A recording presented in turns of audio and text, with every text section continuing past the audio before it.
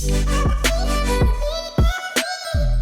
to Not a Great Whisperer podcast. I'm your host, Katy Rey. We interview ordinary people living extraordinary lives. I'm a fierce leader in the community, really empowering you to be everything that you are and live life authentically. Jabari Irons, welcome to the party. Are you excited? Yeah, of course. I really hope you would say no, I'm not excited to be here. So I'm so excited. Mutual friend of ours, Michelle, introduced us. I would love to just talk about what you're working on and kind of talk about how your work ethic, attitude, and persistence has been so crucial in your journey so far. Yes, ma'am. My name is Jabari Irons. I am a Fort Myers native, born and raised. That's Fort Myers, Florida, for any people living outside of Florida. What I've been working on lately, I have a small business that's growing.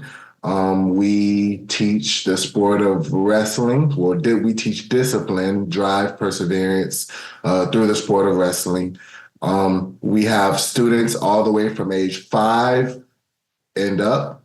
I would like to say 18, but that's not the case. I still have college kids coming back training, saying, "Hey, coach, I need to get better." We've had 2 college graduates so far since the year 2018, 2019. I think 2019 was the year that I first started it. 2019. We've had 2 college graduates that have come back and given back. They still help coach every once in a while, so I'm thankful and blessed for that. It's definitely a challenge, but I couldn't thank God more for the opportunity to give me to be able to lead the youth.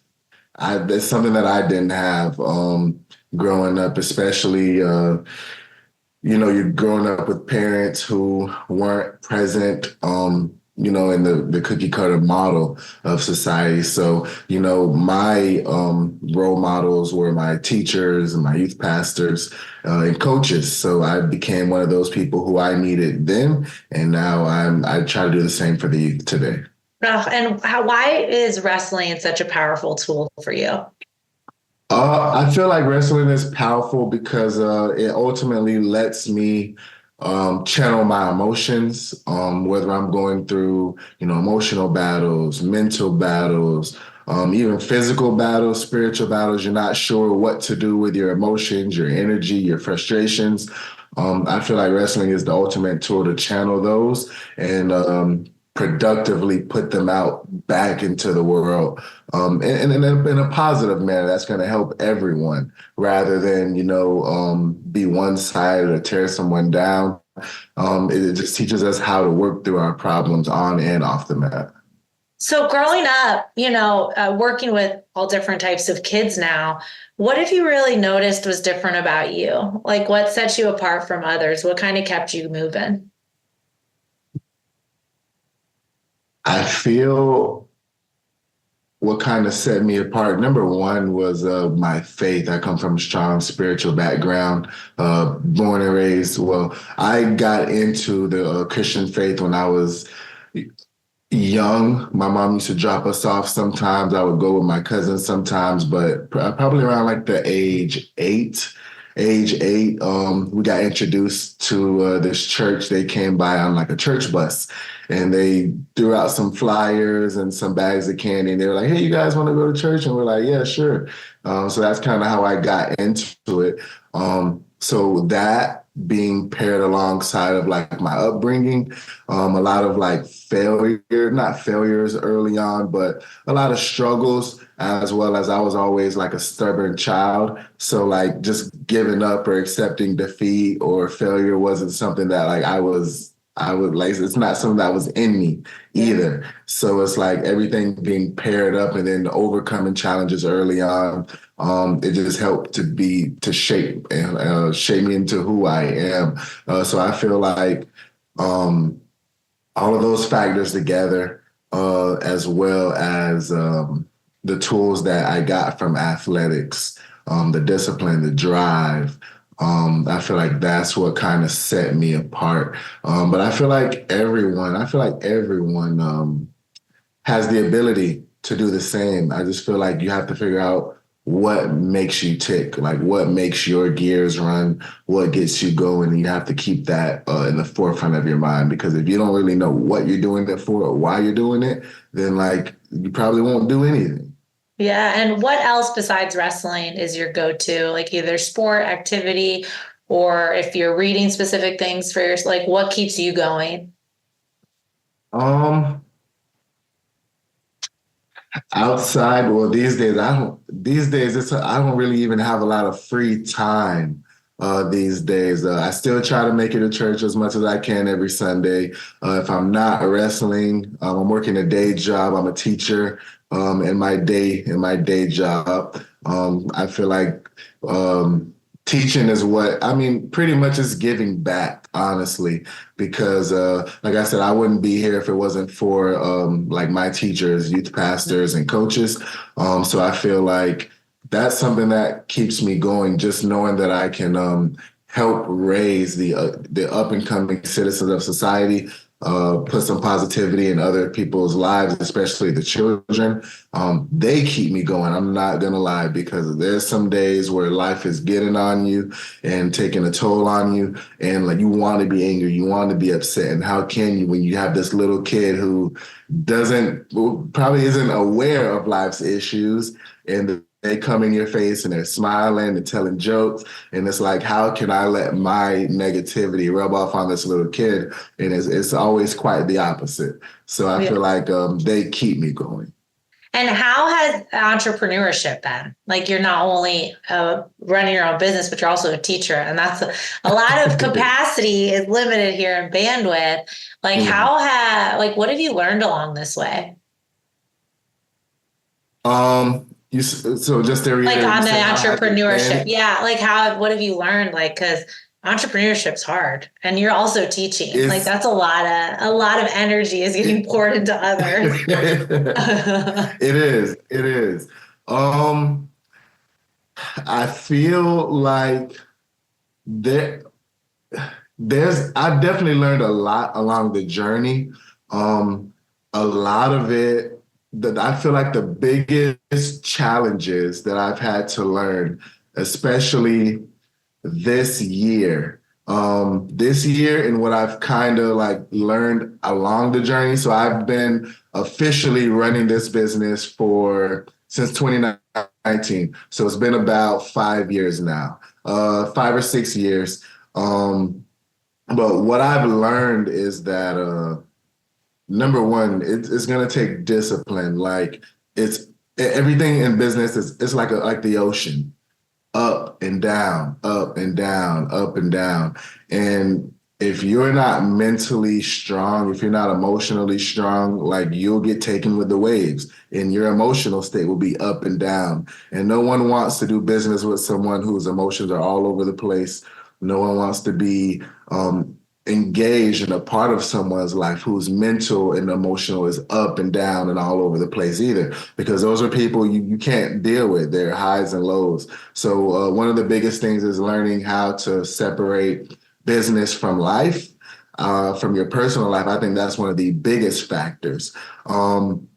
Because who wants to be around a fair weather friend? When business is going good, you're someone that's great to be around. When it's not, no one wants to be around you, because that's how you're treating other people. So I feel like in this recent year, that's been something that that I had to really work on, is disassociating myself from the business. Because even though my business has my name, it's not me. It's just a tool that I created to help me become more stable, or to provide a service to the world.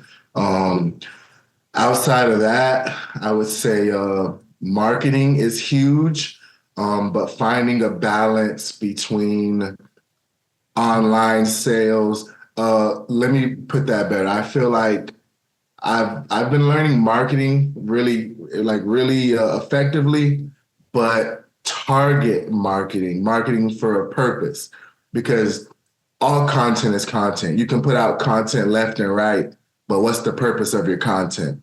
Um, so I think, I'm not sure if I was telling you, but I was telling somebody one time that, I had got rid of all of my social media and I didn't want any social media. And when I started up the club, Christina Youngquist, she had a women's gym around here of jiu-jitsu. And she told me, you have to get on Facebook. You got to get on Instagram. You got to get on Twitter. And I'm like, I don't want any social medias. They're just distractions. And she said, well, all of the clientele are online. Like, that's what you have to do. So when I finally got online, in almost a year and a half, I ran up my followers to like 50,000 in a year. And once I got all the followers, it got boring to me. And I was just like, what am I doing this for? Because and then I realized I have over 50,000 followers. Yeah, people are buying my shirts and stuff when I sell it. It's cool. The online sales are cool. But then I would go into my gym and my practices and we'd have 4 kids or we'd have 3 kids. And I'm just like, I'm marketing, but what's the purpose of marketing? I can't even get the local audience inside the gym at that time. And so I kind of was fed up with marketing because I'm like, I can reach all these people, but how come I can't reach the people right here in Fort Myers? So targeting marketing and targeting for a specific purpose, I've been having to learn targeting the local population and then having to switch to targeting, okay, the outside population because my club I need to target local people, Southwest Florida.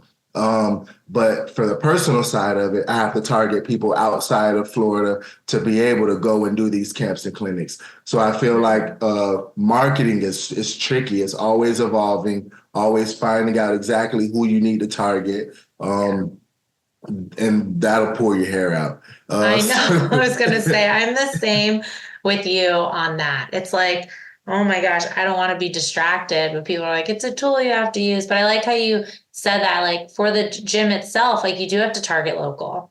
Like who's driving 2 hours? Who's driving, like you have to get around that area and referral once people come in, like how does that look? But also as really like a public figure for you and pushing a cause and mission, you do have to go outside of your local area so that you spread the word. So yeah, you're totally right with that. And it's kind of like getting a balance so mentally you're not drained from marketing because that's what I'm saying. Because it's tough. It's tough. It's a whole job within itself. It really is. Because not only do you have to balance the time, but once you do, target effectively, now you got to communicate with these people. So now you make a post. The post is going well. It has about 20 comments. So now you got to take the time to comment to all these people. Yep. And then you might be selling a product. So now these people are messaging you. So now you got to go back and provide information. More than likely, you got to provide the same information over and over to the same people who's already reached out a month ago and they're asking you for the same information. So it's rough. But I wouldn't trade it. I wouldn't trade it because like this is what I asked for. This is what I signed up for. Yeah. It's just balancing it and creating systems that help me manage it effectively. Like I have a few pre-written messages in my notes and I have flyers ready to go. But yeah, it's tough. And I would say lastly, it's managing people in groups. Being able to communicate effectively with a purpose so that way you're not just rambling, you're getting them the information they need. You're actually building authentic relationships in the midst of that because it's easy to just, know someone on a clientele level, but you have to create a family. You have to create that loving environment that makes them want to feel a part of it and that make them not want to feel a part of it, but makes them a part of it. Yeah. Because ultimately, like that's how you grow brands. That's how you grow establishments. And wrestling is a business for the people. So I'm not, I'm selling a service, a skill, but at the same time, like we're raising young men and women. So like you can't do that without actually establishing authentic relationships. Oh yeah, and you're showing your transition from athlete to now leader the community, utilizing the sport that you love. It's crazy, right? You're like just the amount of like change that's happened, but you still are doing what you love, but in a different capacity. Because weren't you state champ? Like you were an athlete, just doing match, and It's not still just, currently, it's but, and still you're still currently. currently matches. And so you're now balancing running a business to grow the future athletes. So it's like, that's It's really cool. That's awesome. it's very challenging, and that's something that I forget about. I'm still working out about 3 days a week. I try to train like when if we're not actively having a competition coming up. I try to train at least once or twice a week, like on the mat or in the stand. But that's a tough balance too. Raising a family, doing a full-time job, having a club, and then trying to balance being an athlete. Yeah. That's tough. It's very tough. Well, But because again, training looks so different, right? You were every day for you on the mhm, mat training, and now you're having to fit it when you can. And what exactly. grade are you teaching? So right now, so I'm at a private school now, and I'm over the English and math department. Cool. So right now I'm pretty sure this upcoming school year I'll be with the fourth and fifth graders. Cool. That's really So cool. yes, ma'am. Yes, ma'am. In the past, I only did high school, so it's a cool transition. What I like about it is that these children are more moldable, and I don't have to bicker with them as much. They'll kind of fall in line a little bit easier. Yeah. They just need a little bit more love, Yeah. And and guidance and more getting there early. communication, I love that of you're, and course. I'm not saying like you can't help the high schoolers. It's great, but now they'll turn into high schoolers that listen a little better for those teachers. Exactly. That's really cool, Jabari. What's the next stuff I mean, like you have all the time in the world. What is the big stuff that's coming up for you that we can be a Okay, part of? so yes, ma'am. So right now we're raising support. We have 3 events coming up. France is July 20th, and then Greece is going to be in September, and then Turkey is going to be October 12th and 13th. So right now we're raising support. I've been doing So cool. camps and clinics all over America. I got invited to go teach in what country is that? Some country in Central America. I forget Wow. which one it is. But I got invited to go teach and train over there. So hopefully, Lord willing, it comes down, it works out. But I've been trying to just do whatever I can. Talking Yeah. to a few organizations like yourself, and Yeah. there's another one in Miami called North Star. They're Hmm. a resource center. So I've been just trying to put on events for the community, free self-defense seminars. Oh, Ultimately, things are yeah. going to enrich the community and help everyone. So we So got what 3 does that look competitions like coming. for you when you go to do a clinic somewhere? Is that like a week, 2 weeks? Is it a month? Like, how does that look? So the clinics typically, it'll be a couple practices, and typically takes about 3 to 4 hours. Now camps are going to be longer in duration, Oh, but the okay. Clinics are clinics, like workshops. Like, come in, let's work through. Okay, yes, cool, cool, cool. yes, ma'am, yes, Awesome. That's ma'am. great. So the Um, people lay down. oh, we froze for a second. Turn off your video, Jabari, so I can Oh. turn off the bandwidth. We'll turn off our videos. And then it'll help us. Perfect. So what are some of your go-tos, like quotes, books, music, like that really gets you when on the hard days, like that really gets you kind of hype? Yes, ma'am. Go to. So these days, I try my best not to. I do my best not to listen to a lot of secular music, because I know that with the secular music and the beats, and a lot of times, like whatever that music is talking about, subconsciously we're like programming ourselves to feel that as well. So if you're listening to music that has high tempo, now you're up here. When the music goes off, you start to come back down. Or if Oh, you're listening to music, and it sounds good, the beat's nice, but what are the lyrics saying? yeah. I So a love lot of that. times, so a lot these days, I listen to a lot of audiobooks. I will listen to a lot of music that has no lyrics. It's just a beat. There's a station I like called Chill Hop. I like a lot of Bob Marley and reggae music as well. Nice even keel beats and vibes, drums. Those are things that I like to go to. I do my best to listen to the Bible. A lot of self-help books as far as managing your emotions. Even when I work out, I'm listening to educational podcasts, things that are talking about managing money or how to carry yourself. The way that I feel is like if I'm learning something, it's empowering me. When I learn something, I feel good. So, and it I sounds love that. crazy, but like I'll work out and listen to podcasts at the same time. And I feel like it's a cheat code because not only am Yeah. I strengthening my body, but I'm strengthening my mind at the same time. I love that. Well, I think it's important too, as someone in your leadership position, strong man, like you're continuing to learn. And it's really important for you to reflect that, especially for your students and your athletes, like that. We're always learning. We're always learning. Like you got to You keep have pouring into to. yourself. And that's really cool to see. So where can Yes, we ma'am. find you? Where are all the things Jabari? Where can we find you? On the social that we So were talking about. Go on. yes, ma'am. So on Instagram, you can find me at Irons Elite Wrestling. On Facebook, we're on Facebook as well under Irons Elite Wrestling.